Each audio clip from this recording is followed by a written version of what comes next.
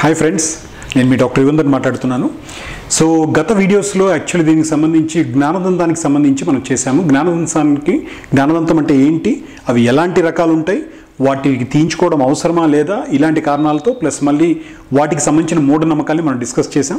ఇప్పుడు దీంట్లో జ్ఞానదంతం తీయించుకున్న తర్వాత ఏం జాగ్రత్తలు తీసుకోవాలి, ఏం చేయాలి, ఏం చేయకూడదో నేను మీకు వివరిస్తాను.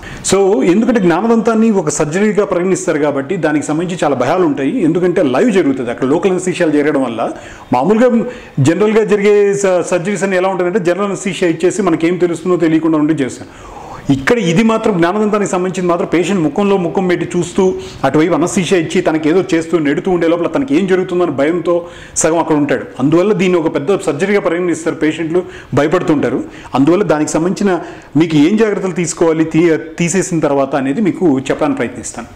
ముఖ్యంగా జ్ఞానదంతం తీసిన తర్వాత మీకు ఫస్ట్ ఇంపార్టెంట్ ఏంటంటే డాక్టర్ మీకు అక్కడ దూది పెడతారు. దూది పెట్టిన ఒక అరగంట నుంచి గంట సేపు ఒక ప్రెషర్తో కొరికి పెట్టుకుని ఉండాలి. కొంతమంది ఏం చేస్తారంటే దూదిని మాటిమాటికి మారుస్తూ ఉంటారు, అది బ్లడ్ వచ్చేసింది అనేది. నో, అక్కడ మీకు ఏదైతే మీకు దూది పెట్టుంటారో ఆ కాటన్ పెట్టుంటారో ఆ ప్లేస్ని కదిలించకపోతే 100% అక్కడ బ్లడ్ రాదు. మీరు అక్కడ వస్తుందా లేదా అని ఓపెన్ చేయడం, చూడడం, నాలుగుతో కదిలించడం, వేలు పెట్టడం ఇలాంటివి చేయొద్దు. దాని తర్వాత మళ్ళీ మనం చేయాల్సింది ముఖ్యంగా ఏం డౌట్ ఉంటుందంటే ఏం తినాలి. తినొచ్చు మీరు, కానీ సాఫ్ట్గా తినాలి, వేడి లేకుండా తినాలి, కారం లేకుండా తినాలి. ఆ ఒక్క 24 గంటల నుంచి 48 గంటల వరకు. అట్టని చాలామంది ఏం చేస్తారంటే ఓన్లీ మజ్జిగనం తినడం, ఓన్లీ రసమన్నం తినడం ఇలాంటివి చేస్తారు. కాదు, మీ ఇంట్లో ఏం చేశారో అవి తింటూ దాన్ని సాఫ్ట్ ఫుడ్గా తినాలి. వాటిని కొంచెం స్లోగా తినాలి. మేము 10 నిమిషాలు తింటే మీరు 15 నిమిషాలు తింటారు. వాటిని మళ్ళీ మిల్క్ షేక్స్ ఇలాంటివి తీసుకోవచ్చు. ఇలా చేస్తూ వాటిని జాగ్రత్తగా ఇది పెట్టుకోవాలి. ముఖ్యంగా వేలు పెట్టి అక్కడ మళ్ళీ కదిలించడం ఇది చేయకూడదు. మళ్ళీ ఇంకోటి ఏమడుగుతారంటే సార్ బ్రషింగ్ చేయొచ్చా అని అంటారు. చేయొచ్చు, కానీ ఒక 24 గంటలు అటువైపు మాత్రం చేయకుండా ఉండడమే మంచిది. అటువైపు లేకుండా మొత్తం వేరే వైపు నుంచి అంత బ్రష్ చేసుకోవడం మంచిది. ఇకపోతే మనకు ఆడ బ్లడ్ వస్తుంది, అప్పుడు ఏంటి దాని పరిస్థితి ఏంటి మనకు తీసేసిన తర్వాత అంటే బ్లడ్ మీకు లైట్ రావడం నుంచి పట్టించుకోవద్దు. ఏదో లైట్గా అక్కడక్కడ అప్పుడప్పుడు స్టింజెస్లా కనిపిస్తే దాని నుంచి పట్టించుకోవద్దు. కంటిన్యూస్గా నోట్లో నిండిపోతూ ఉందో అట్లా ఉన్నప్పుడు మీ డెంటిస్ట్ని కలవండి.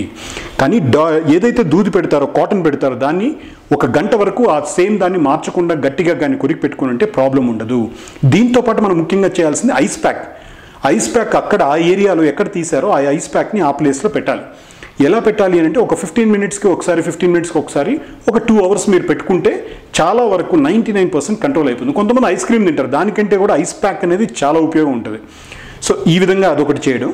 ముఖ్యంగా చేయకూడదు ఏమైనా ఉన్నాయి అని అంటే వేడిగా ఎక్కువ తినడం, కారంగా ఎక్కువ తీసుకోవడం, ప్లస్ మళ్ళీ అక్కడ అటువైపు బ్రష్ చేయడం, బ్లడ్ వస్తుందా లేదా వేలు పెట్టి చెక్ చేయడం.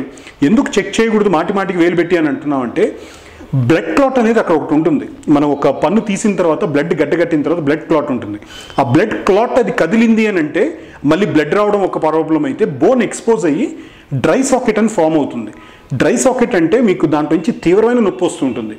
అలాంటివన్నీ సైడ్ ఎఫెక్ట్స్ లేకుండా మీరు దాన్ని కదిలించకుండా ఉండడం మంచిది.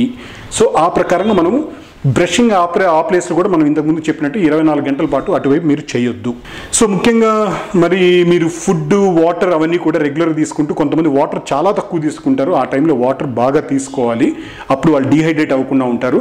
ట్యాబ్లెట్స్ కూడా బాగా ఇదవుతుంది. ఫుడ్ తక్కువ తీసుకుంటే మళ్ళీ ఆ వాడే ట్యాబ్లెట్స్ వల్ల వాళ్ళకి అసిడిటీ రావడం ఇలాంటివన్నీ జరుగుతూ ఉంటాయి. సో ప్లస్ మళ్ళీ పడుకున్నప్పుడు కూడా 2 పిల్లోస్ వేసుకొని కొంచెం మనం ఎలివేటెడ్గా పడుకుంటే మనకు ఆ బ్లీడింగ్, ఆ స్వెల్లింగ్ అనేది కంట్రోల్డ్గా ఉంటుంది. సో అందువల్ల అది మొదటి 2 రోజులు అలా మీరు మెయింటైన్ చేయడం మంచిది. దీంతోపాటు జ్ఞానదంతానికి సంబంధించి ఎవరు తీసినా ఆల్మోస్ట్ కింద పళ్ళని తీసిన 90 భాగాల వాళ్ళకి కుట్లు వేస్తారు, సూచర్స్ వేస్తారు.